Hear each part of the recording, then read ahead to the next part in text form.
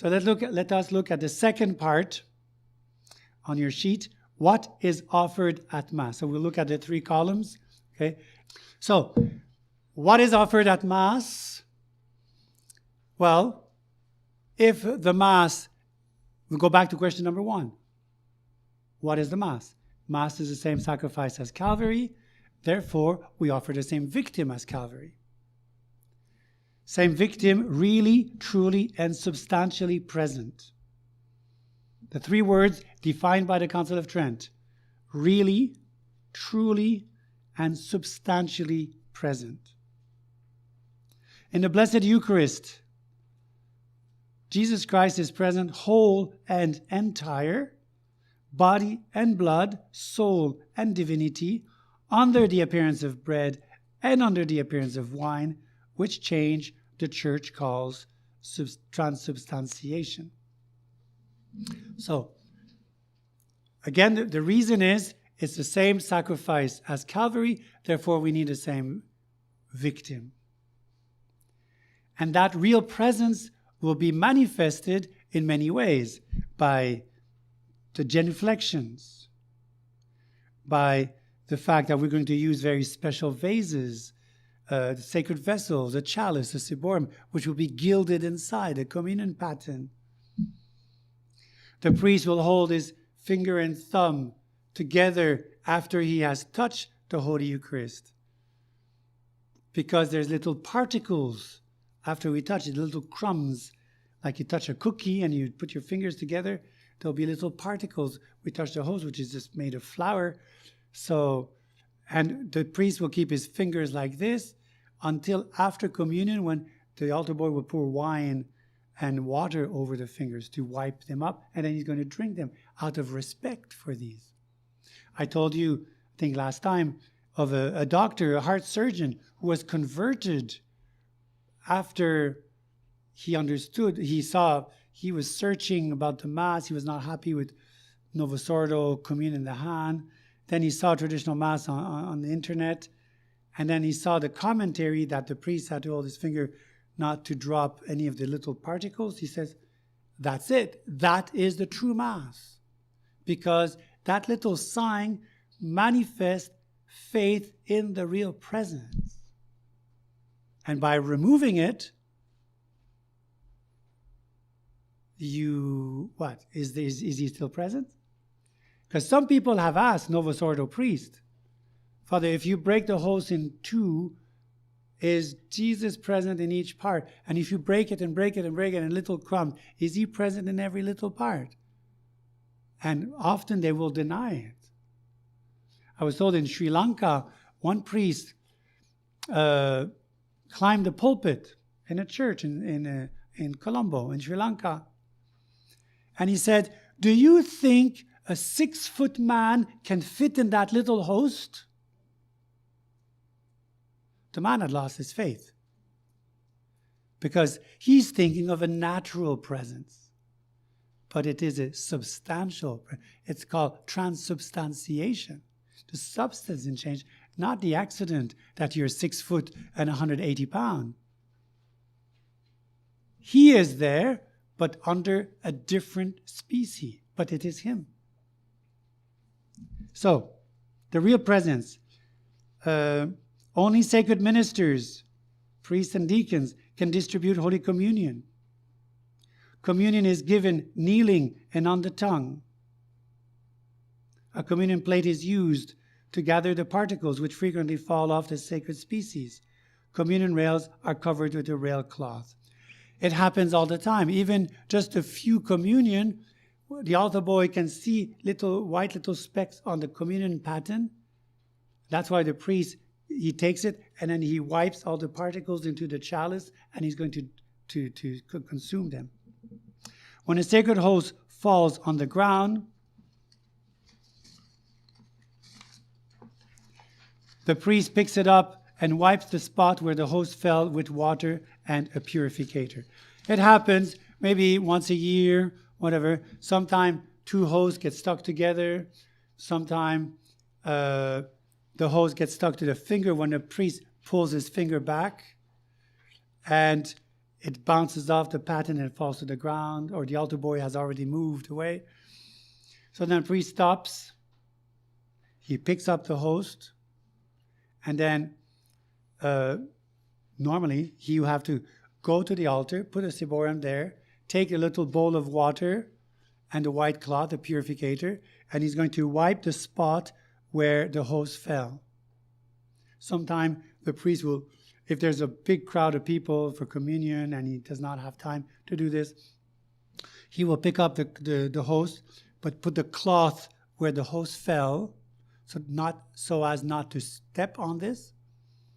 And later he will come and wipe it off.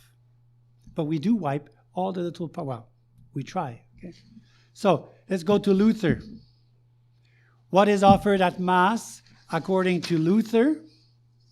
Well, go back to first question. What is Mass according to Luther? If Luther is just a memorial, if the Mass is just a memorial, then there's not a need of the same victim. There's no need of a real substantial presence of the victim. The bread remains. Consequently, in the words of his disciple Melanchthon, who strongly opposed the adoration of the Blessed Sacrament, Christ instituted the Eucharist as a memorial of his passion. To adore it is therefore idolatry.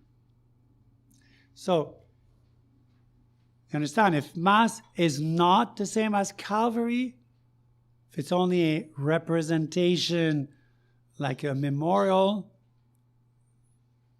then we don't really need the same victim. We just need something that represents him, not himself. As a result, the Protestants gradually abolished genuflections, gave communion in the hand and under both species. And this reinforced the denial of the complete presence of our Lord's body and blood in each species. Protestants, I didn't put it here, Protestants don't have tabernacles, except the High Anglicans. High Anglican, they still have a kind of faith in the real presence, although it's not valid. But they do. I saw it in the Munster of York in England, the old York, not the new York, the old York, where you have altars with tabernacles, sanctuary lamp. But they're the High Anglicans or the Anglo-Catholics.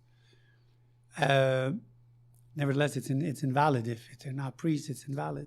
But you go to a normal evangelical church, or it's just a table, there's no tabernacle.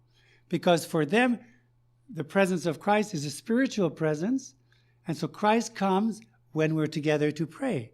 But once the church is empty, well, he's not there anymore. And they don't have communion to the sick as a result, because they don't believe in the real presence. Well, if you're sick, I can only go and read verses of the Bible to you, but it won't be the body and blood of Christ. So let's go to the new teaching, in the Novus Ordo teaching.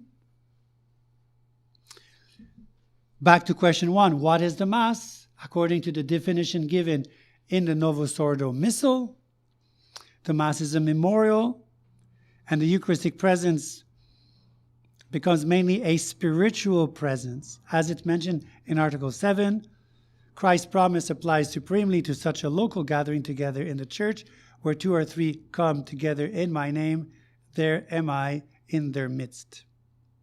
So there's a great insistence on the presence of Christ in the community itself, in the people of God.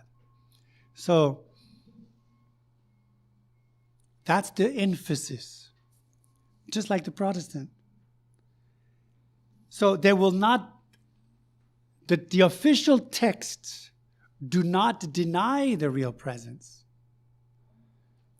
but they will deny it in practice. Just like Pope Francis is changing a lot of things through practice. They call it the praxis. It's by doing these things, at the end, people start believing the way they do things. Okay? If you don't live as you think, very soon you'll be thinking as you live. Okay? So So they're putting the emphasis on the spiritual presence. Therefore, any vessel can be used, pottery, glass, wood, as chalice and ciborium. Anyone can handle the blessed sacraments, whether ordained or not, men or women. Communion is received standing and on the hand. Communion rails are not used but destroyed. There's no more communion cloth, communion rail cloth. No attention whatsoever is given to sacred particles of the host that remain in people's hands or on the ground when the host falls. So there's complete lack of respect to the host. I remember a lawyer he was one of our neighbors in Dublin.